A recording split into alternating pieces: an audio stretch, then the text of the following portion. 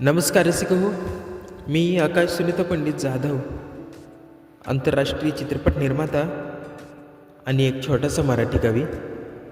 रसिक हो, प्रेम हे आंधळं असतं असं लोकांचं म्हणणं असतं, परंतु डोळे उघडे ठेवून सुद्धा आपण प्रेम करतो. म्हणजे यामध्ये प्रेम आंधळं नसून खरं आंधळं आहे ते मानव.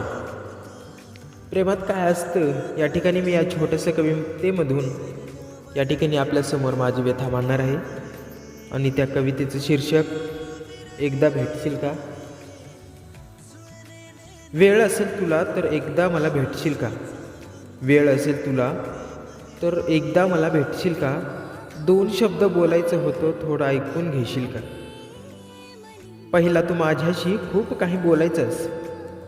पहिला तू माझ्याशी खूप काही बोलायचास. वेळ नसला तरी माझ्यासाठी खूप वेळ काढायचास. तासनतास माझ्याशी खूप गप्पा मारायचास. नसले विषय तरी नवीन विषय काढायचास. काहीही बोलून मला खूप खूप हसवायचास. काहीही बोलून मला खूप खूप हसवायचास. माझा फोन एंगेज असला की खूप खूप रागवायचास. दिवसभर माझ्याशी कट्टीफू करायचास. आता कशाला आमची गरज पडेल असं सारखं चिडवायचास. माझा चेहरा पडला तर खूप नाराज व्हायचास. हळूच जवळ घेऊन सॉरी बोलायचास. आजही मला तुझा सारखा होतो भास. का रे असं वागतोस, का देतोस त्रास. नाही पुन्हा भेटणार एकदा बंद पडल्यावर श्वास.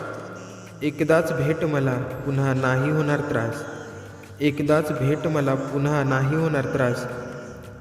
ऐक ना, वेळ असेल तर तुला एकदा मला भेटशील का. एकदा मला भेटशील का. धन्यवाद.